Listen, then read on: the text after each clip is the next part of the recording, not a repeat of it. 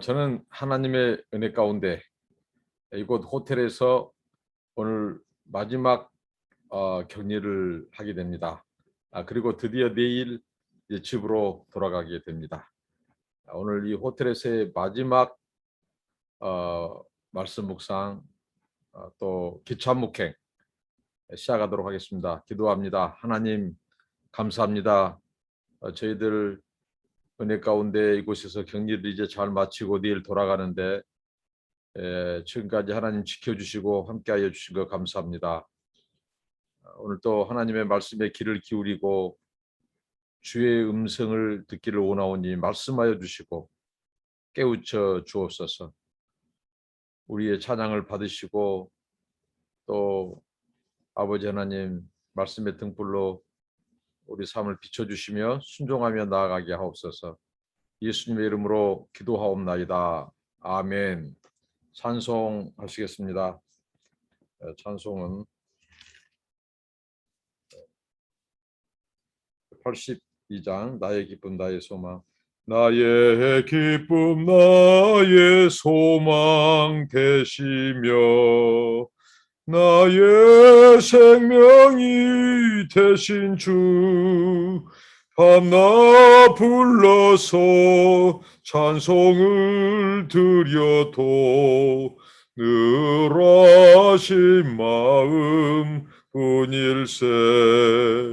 나의 사모하는 선한 목자는 어느 꽃다운 동산에 양의 무리와 늘 함께 가셔서 기쁨을 함께 하실까. 길도 없이 거친 넓은 들에서 갈 길 못 찾아 애쓰며 이리저리로 헤매는 내 모양 저 원수 조롱하도다. 주의 자비롭고 화평한 얼굴 모든 천사도 반기며 주의 놀라운 진리의 말씀에 천지가 화답하도다. 나의 진정 사모하는 예수여 음성조차도 반갑고 나의 생명과 나의 참 소망은 오직 주 예수 뿐일세. 아멘.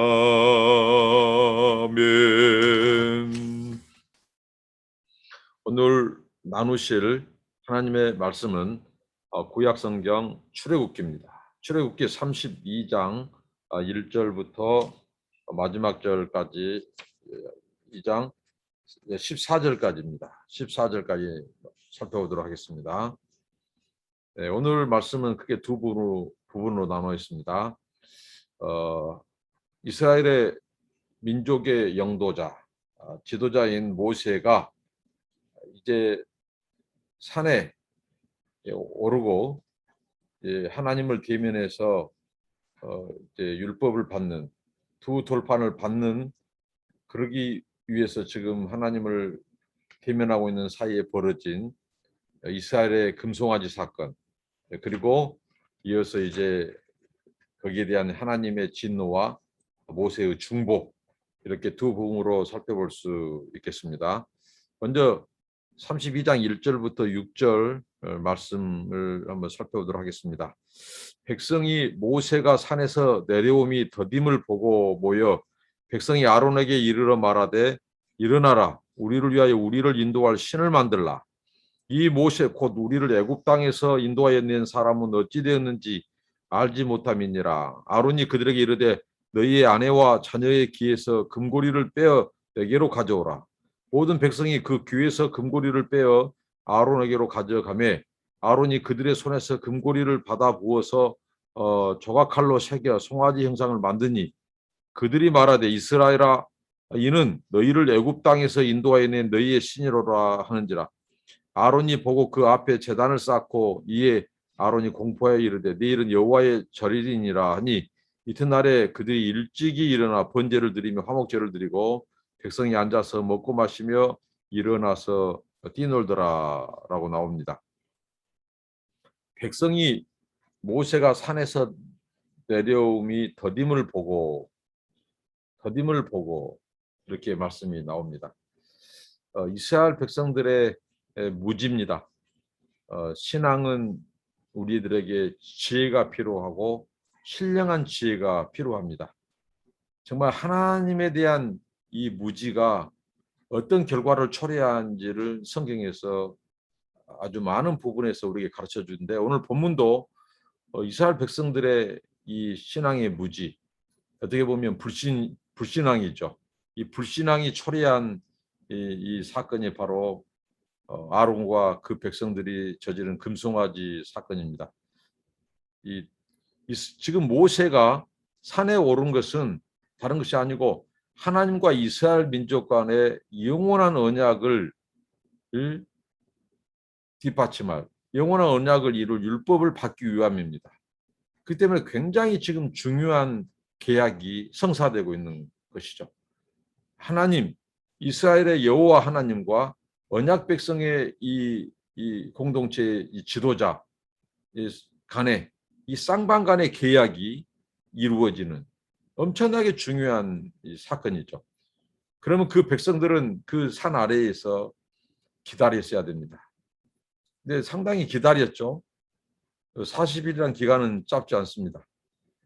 이들이 지금 더딤을 보고라고 했습니다. 이 더딤에 대한 묵상이 오늘 말씀을 통해서 우리가 묵상을 해볼 수 있습니다. 더딤을 보고 이 더딤 우리가 성경에 보면 하나님께서 기도 응답을 하실 때 그리고 하나님의 역사를 이루실 때 굉장히 오랜 시간을 기다려야만 하는 그런 일들이 많이 있습니다. 신앙은 한마디로 저는 이 기다림이라고 봅니다. 이 신앙은 오래 참고 오래 인내하고 오래 기다리는 거예요. 이게 더딤을 보고 더디다고 해서 하나님이 지금 떠난 것이 아니다고요. 하나님이 지금 안 계신 것이 아니다고요. 하나님이 지금 일하지 않는 것이 아니다고요. 하나님은 지금 여전히 산에서 이스라엘 백성들을 소위 말하는 언약 공동체, 이스라엘 백성들과 언약을 체결하신 하나님께서 그들에게 영원한 이 율법을 주시기 위해서 그들과 이 언약을 하나님께서 세우기 위해서 지금 모세와 협상을 하는 모세와 함께 그 일을 이루어 가시는 지금 중대한 일을 행하고 있습니다. 그렇기 때문에 지금 시간이 필요하고 걸리고 기다려야 되는데 더딤을 보고 그러니까 더딤에 대한 하나님의 역사에 대한 하나님의 이 존재와 일하심에 대해서 이 더딤에 대한 반응은 크게 두 가지죠. 크게는 신앙과 불신앙입니다. 결국은 세상은 신앙과 불신앙의 싸움입니다. 신앙, 그들은 기다렸어야 됐습니다. 그리고 그 백성들은 이제 산 아래에서 하나님께서 그들을 새롭게 인도하실 하나님께서 주실 그 이 메시지에 대한 이 기다림과 기대감을 가지고 그들은 있었어야 됩니다. 그러니까 우리가 이 세상에서 우리가 하나님의 이 기도 응답이라든가 주님의 뜻이 또 이루어지는 시간이 더디다든가 그리고 우리 고난이 생각보다 길어진다든가 이럴 때에 우리에게 요구되는 것은 신앙입니다. 하나님을 신뢰하는 것입니다. 근데 이스라엘 백성들은 무지했고 결정적으로 하나님에 대한 신앙을 잃어버렸습니다. 더디된다고 해서 하나님이 떠난 것이나 일하지 않는 것은 아닙니다. 성경에 보면 시인들이 숱하게 기도했죠. 하나님 어느 때까지냐 하나님 우리를 피하지 마시라고 하나님 얼굴을 숨기지 마시라고. 우리에게 얼굴을 비춰주시라고. 왜? 하나님의 침묵. 하나님께서 정말 아직도 응답하지 않은 그 인내의 시간, 그 요구되는 시간 동안에 그들은 기도를 했습니다. 기도. 우리가 하나님이 우리를 떠나신 것 같고 숨기신 것 같고 하나님의 응답이 더딘 것 같을 때 그때야말로 우리에게 가장 요구되는 것은 기다림. 기다림은 하나님을 신뢰를 바탕으로 할 때 가능합니다. 그게 믿음입니다. 이 믿음, 이 결국은 성경에서 우리에게 요구하는 것은 하나님께서 신앙입니다. 자, 더딤을 보고 그들이 아래에서 한 것은 바로 이제 이 아론을 부추겨서 오늘 굉장히 위협을 가한 것 같습니다. 이스라엘 백성들이 아마 무더기로 이 아론을 찾아가서 이제 우리를 위하여 신을 만들라고 지금 이들은 지금 아주 재촉하고 위협을 가하고 있는 장면이 나옵니다. 왜 이스라엘 백성들이 신을 요구했을까? 그리고 이들이 완전히 하나님에 대해서 완전히 하나님을 떠나거나 오늘 보면 이게 무시하거나 그렇지 않습니다. 오늘 이들이 신을 만드는데 여호와 신을 만들어라는 겁니다. 여호와 신. 그러니까 지금 모세 이 시내산까지의 여정을 쭉 살펴보면 하나님은 보이는 분이 아니십니다. 하나님은 보이지 않는 분이시죠. 그런데 그 보이지 않는 하나님의 지시와 인도하심을 따라 백성과 이 하나님 사이에 누가 있었냐면 그 민족의 지도자가 있었습니다.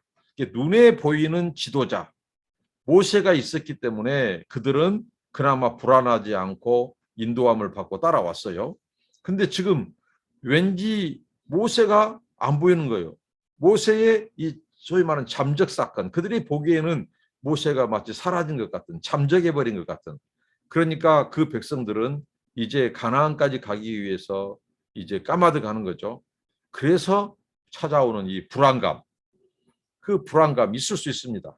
그 불안감을 지금 가지고 지금 이 아론을 찾아가서 우리를 위해서 신을 만들려고 하는 것입니다. 이게 보이는 신을 만들자는 거죠. 그것도 전혀 하나님과 무관한 다른 신이 아니라 오늘 애굽에서 우리를 인도한 신, 그 여호와를 대체할, 그 여호와를 상징할 만한 보이는 형상을 우리에게 만들자는 것이죠. 그걸 제안합니다. 보이는 신. 그런데 이제 이런 상황 속에서 지도자의 역할이 중요하죠. 근데 아론은 이제 어떻습니까? 이럴 때 그 백성들을 설득을 했어야 돼요.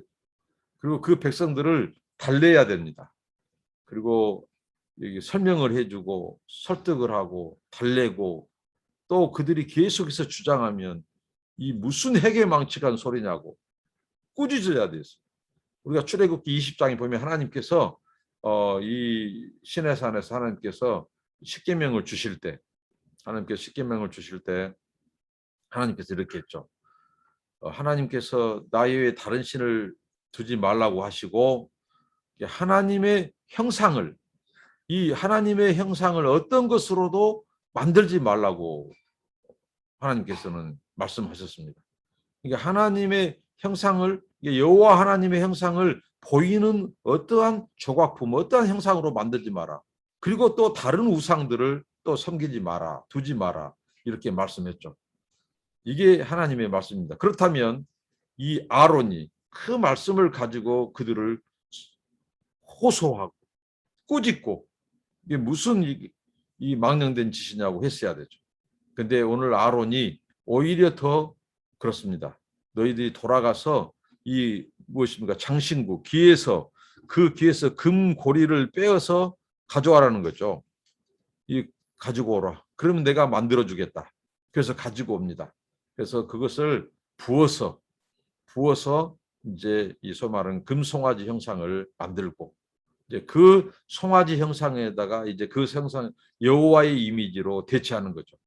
그 송아지를 보면서 이제 우리를 인도하여 내인 신이시여 이렇게 하나님의 이미지 이게 보이지 않는 하나님을 보이는 금송아지로 지금 우상을 만들고 그것을 앞에서 고백하고 오늘 심지어는 아론이 이 종교 축제를 벌입니다. 아론도 지금 흥분했어요. 흥분했어요. 그래서 그 백성들이 그렇게까지 자기를 추앙하고 그러니까 이제 그걸 가지고 이 금고리를 가지고 와라. 그래서 그것을 불에다가 녹여가지고 금 송아지 형상을 만들고 그 송아지를 향해서 여호와라고 하는 거죠. 하나님을 부르는 거죠. 그러니까 어떻게 보면 형식적으로는 크게 문제가 안 된 것처럼 보입니다. 그런데 이게 왜 문제가 되는 것일까요? 왜 문제가 되는 것일까요? 이것은 바로 하나님은 무소부조의 하나님이십니다. 하나님은 천지 만물을 창조하신 분이십니다. 하나님은 이 세상의 신들과는 다릅니다. 이분은 이 세상을 있게 하시고 창조하신 만물의 창조자예요. 그리고 그 하나님은 다른 신들과의 이 다른 것, 그 하나님은 영으로 계신, 영으로 존재하신 분이시고 그분은 우리 눈에 보이지 않으신 하나님. 그는 우주를 다스리시고 온 만물을 주관하시며 통치하시는 초월하신 하나님이십니다. 시간과 공간을 지배를 받지 않으신 분이에요. 그런데 인간들이 하나님, 보이지 않는 하나님을 보이는 형상으로 만드는 순간 하나님은 이제 무엇이 됩니까? 피조물이 되는 겁니다. 창조주에서 피조물로 전락돼 버립니다. 이 세상의 피조물들은 다 이제 물론 눈으로 보이지 않는 영계, 천사들이 있지만 대부분 하나님이 지으신 세계에서의 보이는 것들, 이 보이는 것들은 피조물들입니다. 영적인 존재에 보이지 않습니다. 하나님. 근데 그 하나님이 이제 이미지화 했다는 것은 형상으로 이렇게 만든 순간 하나님은 피조물이 되는 거예요. 더 이상 창조자가 아닙니다. 피조물입니다. 그리고 우상이 되는 것이죠. 참 신으로서가 아니라 이제 우상으로서 이제 하나님이 전락하는 거예요. 그리고 하나님은 더 이상 이제 초월성, 무소부재, 하나님은 영으로 존재하시면서 이 시간과 공간의 제약을 받지 않고 그것을 초월해서 하나님은 이 우주를 다스리시는 초월자십니다. 무소부재하시죠. 그런데 그 하나님의 초월성을 깨뜨려 버린 것입니다. 이 하나님을 우상으로 형상으로 만드는 것입니다. 그래서 하나님이 철저히 나를 어떤 모양, 어떤 형상으로든지 나를 만들지 마라. 그러면 그렇게 되면 사람들이 이제 그걸 가지고 이제 하나님의 상징으로 무슨 형상을 만들었다고 봐요. 오늘 금성화처럼. 그러면 이제 그들이 하나님을 기억한다고 그것을 가지고 부르고 하지만 이제 이 보이지 않는 하나님, 인격적인 하나님은 내팽개쳐버리고 그 보이는 형상, 보이는 것이 이제 우상으로 전락된다는 거죠. 그게 이제 여호와 우상이 되는 것입니다. 오늘 이 말씀 속에서 우리가 생각해 볼 것은 이스라엘 백성들이 어떻게 보면 하나님을 완전히 망각하거나 하나님을 등져버린 것이 아니에요. 모세가 더디 내려옴을 보고 그들이 이제 기발한 생각으로 발휘한 것이 자기들이 불안하니까 예를 들면 여호와 하나님을 우리가 보이는 형상으로 만들어 놓고 거기에 우리가 하나님의 뜻도 묻고 그걸 섬기자 이렇게 한 거죠. 근데 이게 하나님의 말씀에 대한 불순종이고 출애굽 19장에 대한 그 하나님의 어떤 모양으로도 하나님의 형상을 만들지 말라고 하는 그에 대한 불순종이고 또 이들이 바로 이 불신앙. 지금 하나님께서는 모세와 함께 중대한 영원한 언약을 체결하기 위한 그 율법을 주시고 두 돌판을 주시는 그런 상황 속에서 이들이 하나님을 믿지 못하고 신뢰하지 못하고 이제 형상을 만들어 버리는 그런 이 우를 범하게 된 것입니다. 오늘 우리가 가장 무서운 우상은 어떻게 보면 역설적이게도 여호와 우상입니다. 하나님 우상입니다. 우리가 교회 밖에서 그리스도의 밖에서 사람들이 이제 무슨 다른 짐승의 자기들이 섬기는 신의 형상을 만들고 조각을 만들어서 뭐 우상을 만드는 그것은 확연하게 그것은 우상으로 우리가 구분할 수 있어요. 그런데 구분이 안 되면서 그 경계, 그 영역이 모호해지면서 가장 정말 이 그리스도인들로 하여금 이제 우상이 아닌 것처럼 착각하고 속게 되는 것이 뭐냐? 그것은 하나님 우상이라는 겁니다. 여호와 우상이라는 것입니다. 그러니까 무슨 말이냐면 하나님도 여호와도 우상이 될 수 있다고 하는 것이죠. 어쩔 때일까요? 보이지 않는 하나님을 보이는 이미지, 보이는 형상으로 하나님을 만들어 버릴 때 그게 우상이 될 수 있다는 것입니다. 그러니까 어떻게 보면 자기들만의 형상, 자기들만의 그 하나님은 엄연히 지금 살아 계셔서 이를테면 모세와 함께 대면해서 이스라엘 백성들을 위한 영원한 계약을 지금 이루기 위해서 만나고 계시는데 그 하나님이 아닌 하나님, 근데 그 하나님을 똑같이 그들은 여호와라고 불러요. 이게 이제 우상이 된다는 것입니다. 우리 교회 안에 오늘 현대 그리스도인, 오늘 우리들에게 하나님 우상, 여호와 우상, 그거 뭘까요? 우리만이 만들어 놓은 이미지, 우리의 틀 안에서 가둬버린 하나님, 우리의 틀 안에서 우리가 만들고 섬기고 있는 하나님은 없는지, 그것이 많을 수 있다는 거죠. 가령 우리가 이건 분명히 하나님의 뜻이 아닌데, 하나님이 기뻐하시지 않는 일인데 하나님의 이름으로 무슨 일을 자기 욕심, 자기 야망을 이루기 위해서 추진하고 한다. 그것은 그 사람의 뜻이지 하나님의 뜻은 아닙니다. 그때 동원된 하나님이 어떻게 보면 여호와 우상, 하나님 우상이 될 수 있다고 하는 것입니다. 그러니까 하나님은 우리를 초월하신 분이죠. 우리의 생각이 다른 분이시고 하나님의 방법이 다른 분이시고 다른 주권, 하나님의 계획을 가지고 있는데 그 초월자 하나님을 우리 인간의 탐심과 욕심과 인간의 계획 속에 가두어 버리고 우리의 생각, 계획을 이루기 위해서 하나님이 보조 수단으로 동원된다거나 이것은 다 여호와 우상을 가지고 하나님을 어떻게 보면 악용하는 것이죠. 이런 보이지 않는, 그러니까 이미 이 보이지 않는 하나님을 벌써 이미지, 우리의 틀로 형상으로 만드는 것은 다양한 형태로서 오늘 교회 안에 존재한다. 그러니까 이 하나님 우상이 어떻게 보면 가장 무서운, 우상 같지 않는 우상. 그런데 이게 치명적입니다. 왜냐하면 그 우상의 이름은 하나님이기 때문에 그래요. 그렇기 때문에 하나님의 그 우상의 이름으로 모든 것을 정당화할 수 있어요. 죄도 져놓고 합리화하고 정당화하고 상황 논리에 빠지고 그리고 이제 자기 인생의 주관자 하나님이 되는 것이죠. 하나님은 보조 수단이고 하나님은 종으로 부려지게 되고 이제 오늘 이스라엘 백성들이 그 우를 범합니다. 이제 금송아지가 이 땅 밑에서 산 밑에서는 자기들이 금송아지가 여호와예요. 여호와 하나님을 불러요. 그 금송아지에게 경배하고 오늘 보면 그들이 번제와 화목제까지 드렸습니다. 채물까지 드렸어요. 그런데 여러분 아무리 하나님이 지정하신 순양, 소 이런 제물을 하나님 앞에 드린다고 해도 하나님이 어떠십니까? 그것을 받으시는 분이십니까? 결코 아니라는 것이죠. 하나님이 받지 않는 제물, 이것은 낭비에 불과합니다.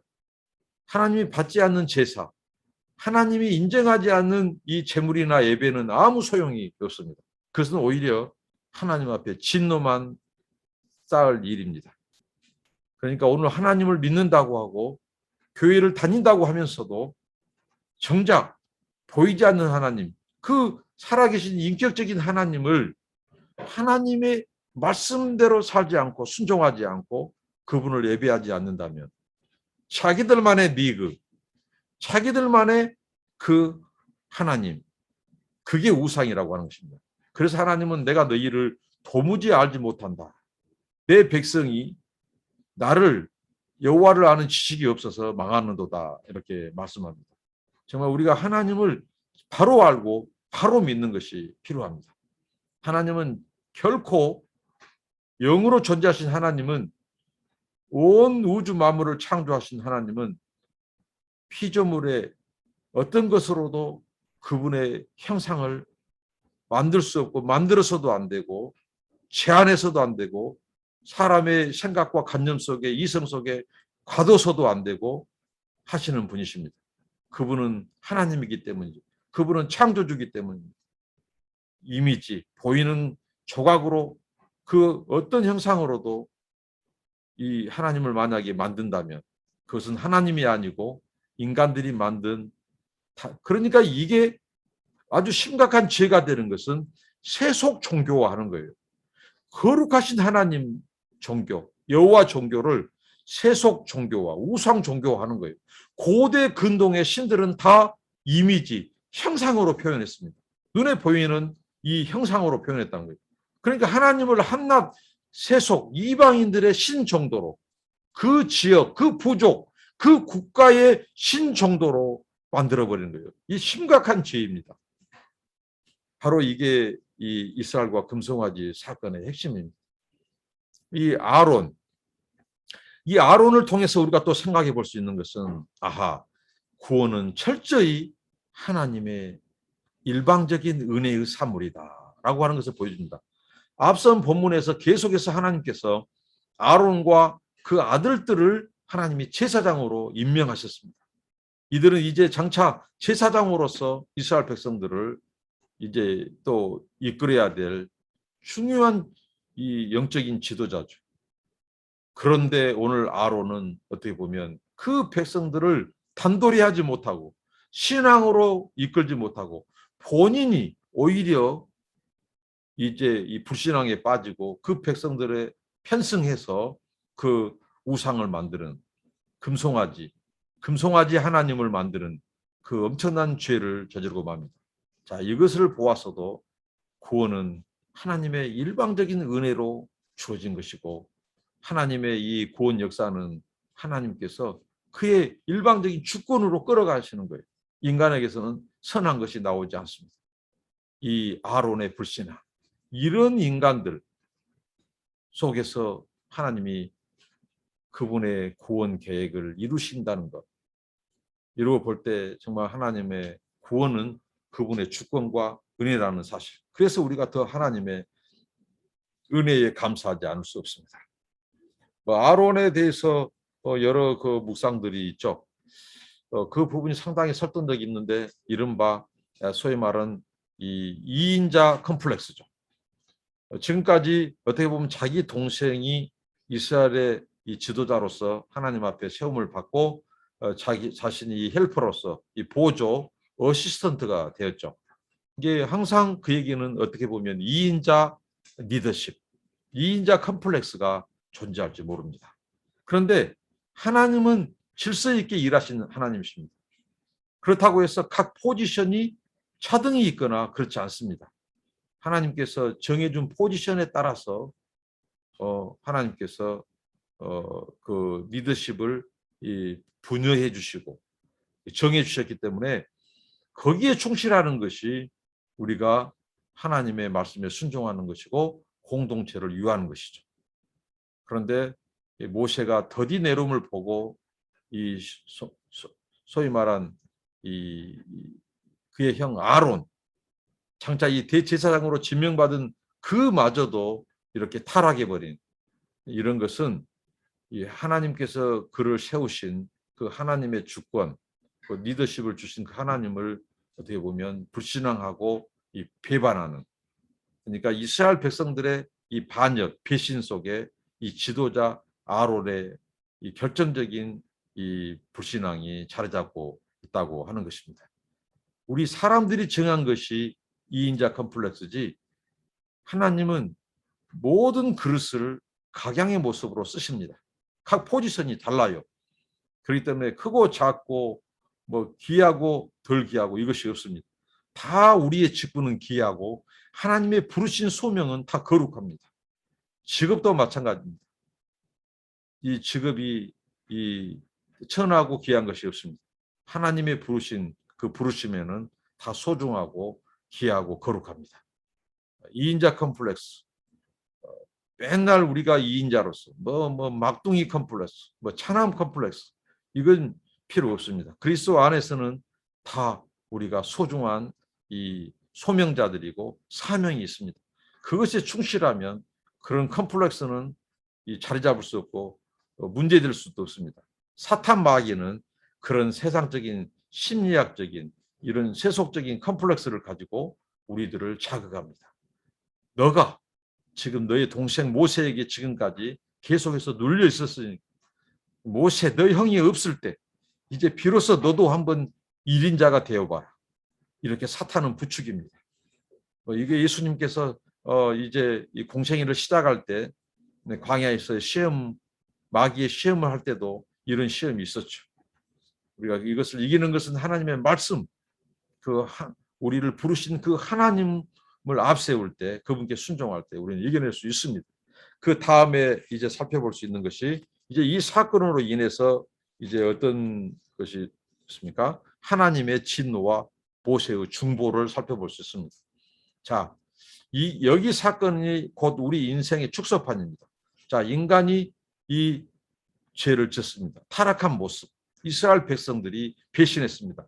그것도 언약 백성이 또 하나님의 대제사장으로 부름받은 아론이 함께 이렇게 한 통속이 되어서 하나님을 배신하고만, 이게 바로 하나님의 형상대로 지음받은 인간이 하나님의 이 말씀을 어기고 이 유혹자 사탄, 에덴에서의 유혹자 사탄, 그 뱀의 이 속삭임, 거짓말에 속아서 이 죄를 짓는 타락한 이 인간의 모습.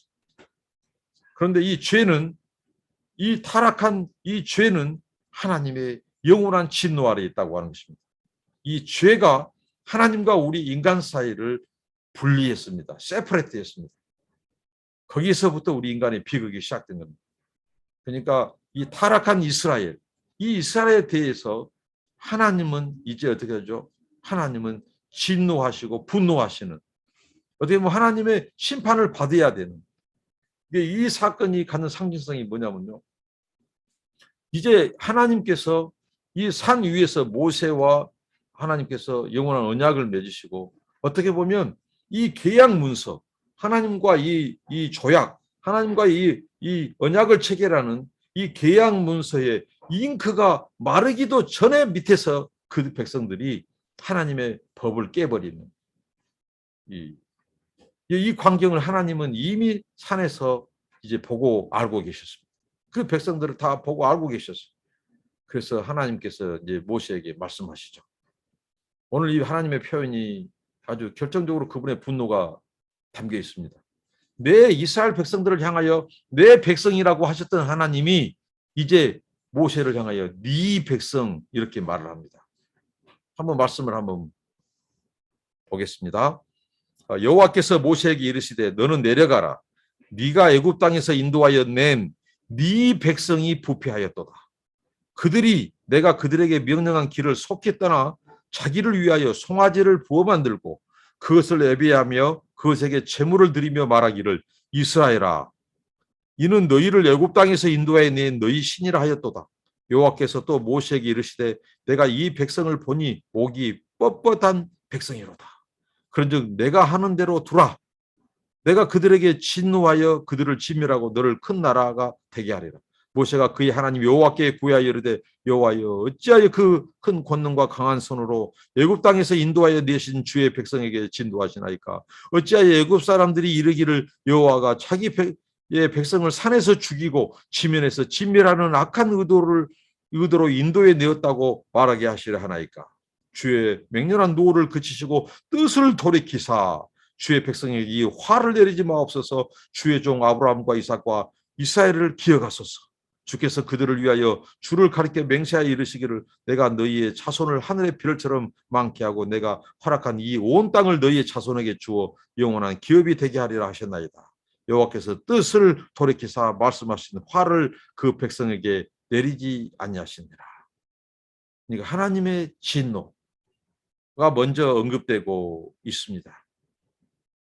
하나님께서 네 백성이 부패하였도다.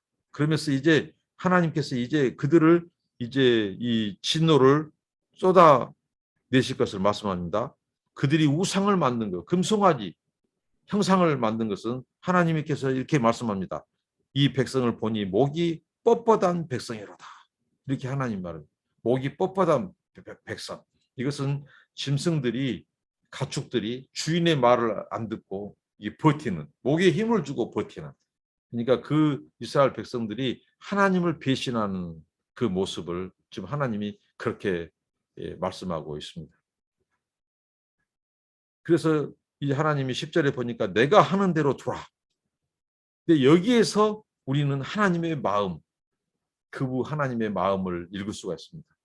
내가 하는 대로 두라. 이 말은 무슨 말씀입니까?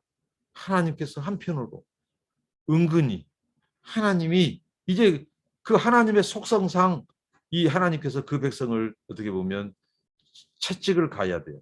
하나님이 그들을 진멸하셔야 돼요. 왜 그러냐면 당시에 이 계약 문서에 의하면 이 언약 당사자가 그 언약을 깰 때는 특히 이 하나님은 지금 어떻게 보면 종주, 언약의 종주, 그 하나님께서 이 어떻게 보면 종주로서 그 다음에 그 이스라엘은 속주로서 그렇기 때문에 이 속주가 말을 안 듣고 배반했어요. 언약을 깼어요.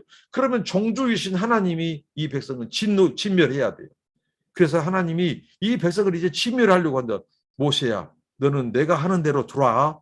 내가 하는 대로 두라. 이 말 속에는 무엇입니까? 은근히 하나님께서 네가 이 상황에서 끼어들어서 나를 좀 붙잡아라. 하나님께서 지금 그런 뜻이에요. 하나님께서 나를 좀 네가 달래주라. 예?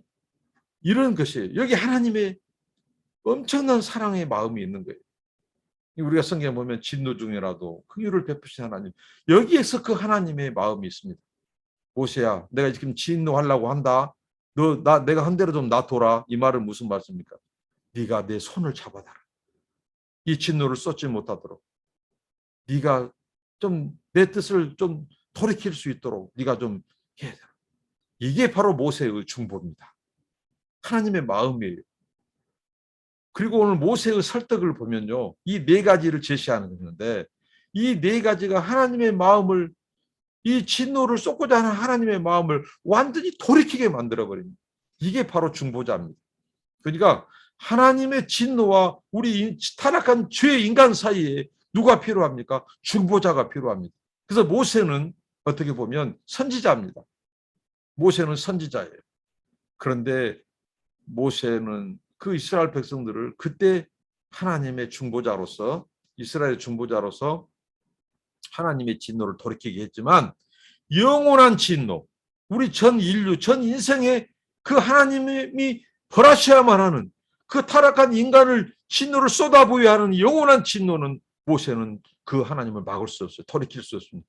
그래서 그는 불완전한 선지자입니다. 그래서 우리에게 완전한 선지자, 완전한 제사장, 완전한 이 왕 누굽니까? 메시아입니다. 그 메시아가 바로 예수 그리스도죠. 그분만이 유일한 중보자가 되십니다.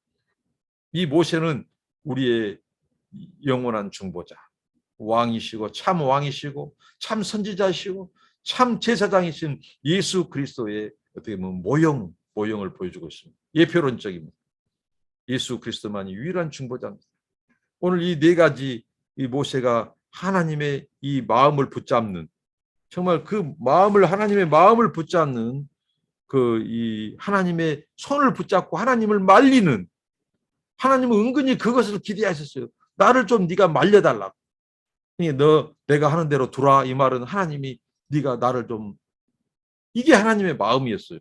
그 네 가지가 중보해 주기를 하나님이 원하셨다는 거죠. 기도하기를. 근데 그 기도가 네 가지죠. 하나님 이 백성은 하나님이 택한 백성 아닙니까?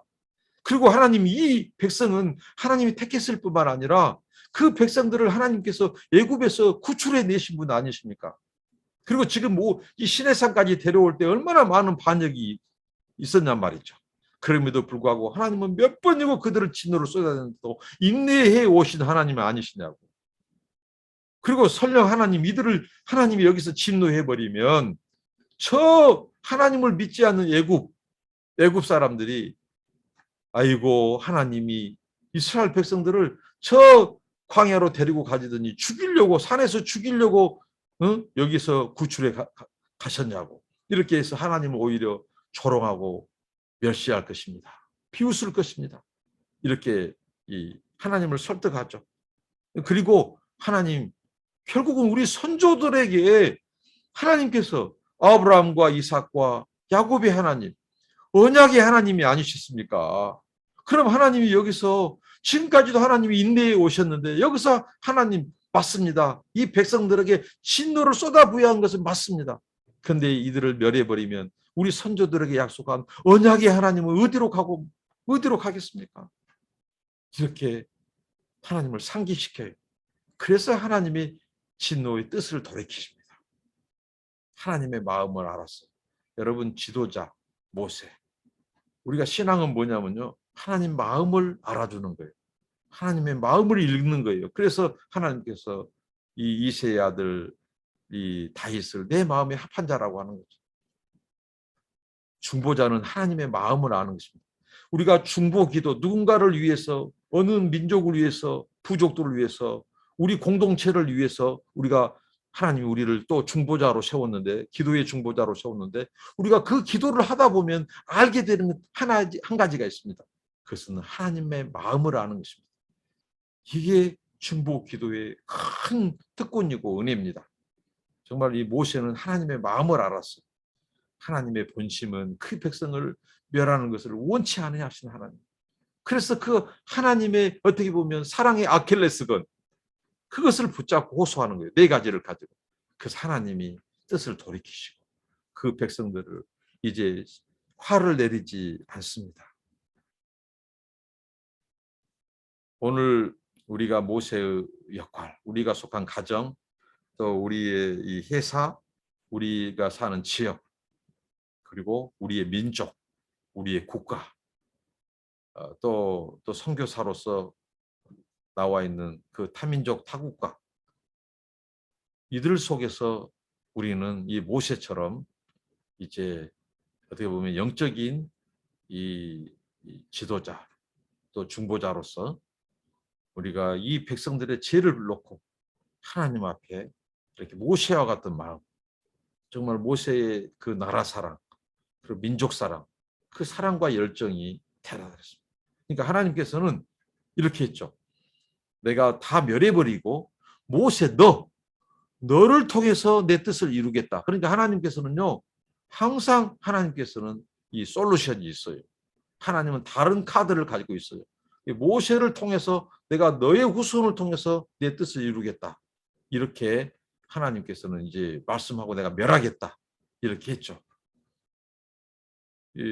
그런데 만약에 그렇게 되면 모세가 제시했던 네 가지가 어떻게 보면 하나님이 어떻게 보면 이율배반에 빠져버리는, 하나님은 자유하신 분이기 때문에 그 어느 누구도 토기장이가 하는 것에 대해서 진흙이 간섭할 수 없어요.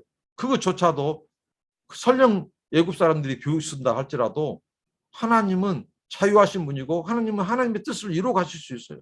나중에 그 애굽 사람들, 그렇게 조소했던 사람들 하나님이 심판해버리면 돼요.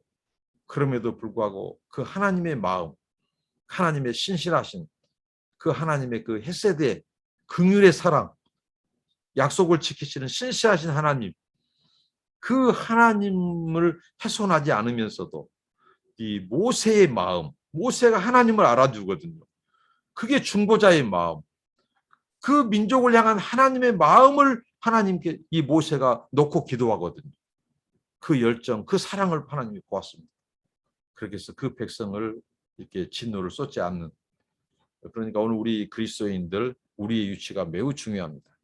우리가 속한 공동체, 우리의 가정, 일터, 직장, 우리 사회, 민족, 우리 국가, 또 우리가 품는 타민족에 대해서 우리가 이 하나님의 마음, 정말 하나님이 진노하기를 원치 않으시고 구원하기를 원하시는 그 하나님의 마음, 그 백성들이 죄에서 돌이키기를 원하시는 그 하나님의 마음으로 그 마음을 가지고 기도할 때 하나님은 그 기도 때문에 그 중보자의 그 민족, 그 공동체를 향한 애타는 마음, 왜? 그 마음이 하나님의 마음이니까.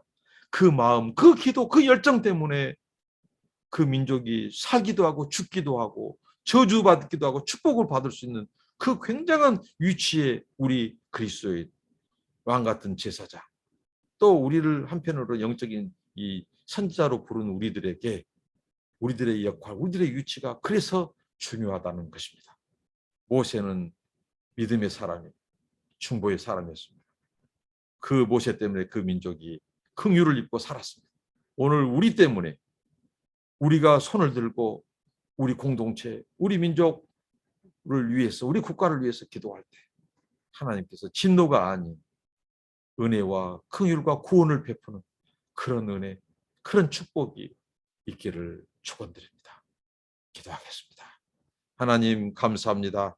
오늘 금송아지 사건, 그리고 아론과 모세의 이런 반응, 이스라엘 백성들의 반응을 보면서 하나님, 우리 인간이 얼마나 어리석고 무지몽매하고 또 믿음이 없는지, 하나님을 배신하는지 알게 하시고, 또 구원이 우리 인간의 산물이 아니라 이런 타락한 인간에도 불구하고 하나님 아버지 긍휼을 베푸신 하나님, 일방적인 은혜, 하나님의 이 사랑과 하나님의 주권에 의해서 이루어진 것을 다시 알게 해주시니 감사합니다.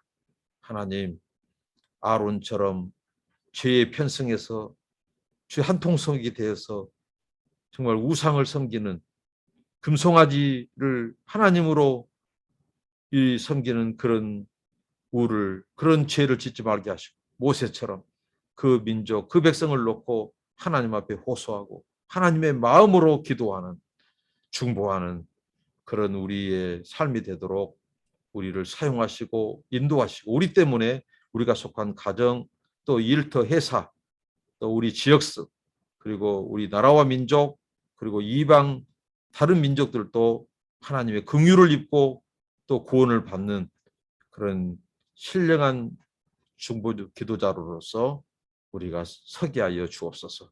예수님의 이름으로 기도합니다. 아멘. 여러분들을 축복합니다. 감사합니다.